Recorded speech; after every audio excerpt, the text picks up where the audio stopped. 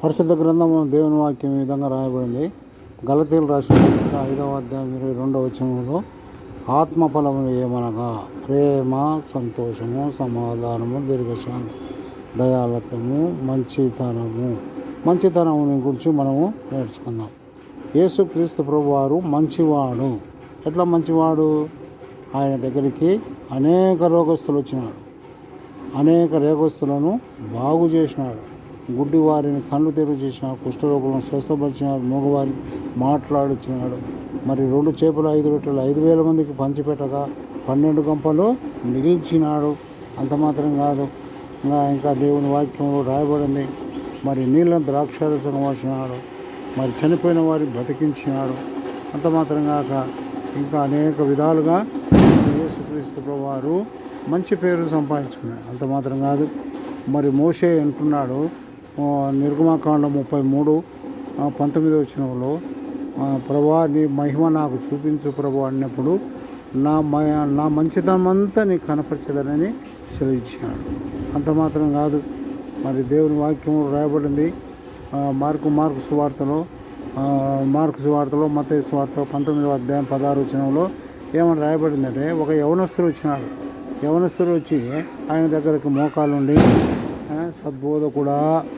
సద్బోధకుడా లేకుంటే మంచి బోధకుడా, నేను నిత్య జీవం జీవించుటకు నేనేమి చేయాలని. మరి మంచి బోధకుడు అని నన్ను ఎలా పిలుస్తున్నానంటే, దేవుడు ఒక్కడే మంచివాడు కానీ మరి ఎవరు మంచివాడు కాదని ఆ యవనస్తుడు చెప్పినట్టుగా మనం చూడగలం.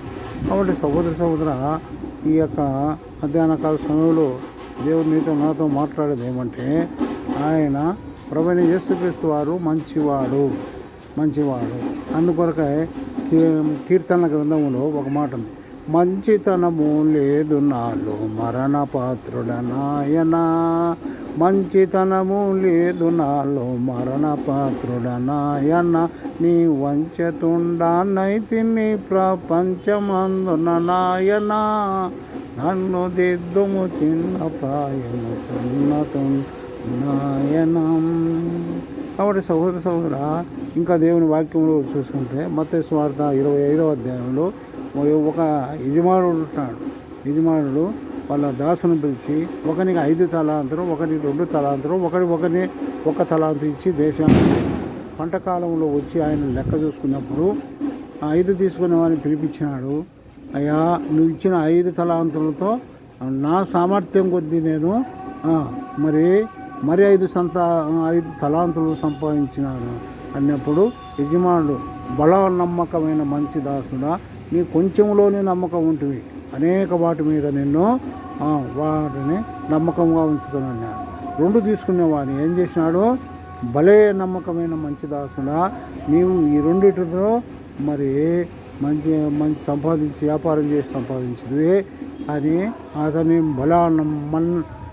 నమ్మకమైన మంచి దాసుడు అన్నాడు. కాబట్టి సహోదర 1 తలాంతు తీసుకున్నవాడు వాడు కండపై బూట్స్ పెట్టినాడు, నీవు శ్రద్ధ దాసుడు అని వాని కటికి చీకట్లో త్రోవని సెలవిచ్చినట్టుగా ఉంచాడు. కాబట్టి సహోదర నన్ను కూడా యేసుక్రీస్తు ప్రభువారు మంచివారిగా చేయుటకాయ నన్ను ఈ లోకానికి వచ్చాడు. ఆయన నీ కొరకు నా కొరకు ఆ కలవరి శిలువలో బలి అయి రక్తం కార్చి చనిపోయి సమాధి చేయబడి తిరిగి లేచినాడు. ఆ రక్తాన్ని ఎవరైతే ఆశ్రయించినారో అటు వారికి రక్షణ మార్గస్తూ మంచితనము దేవుడు అనుగ్రహించాడు. దేవుడి వాక్యం జీవించును గాక. ఆమేన్.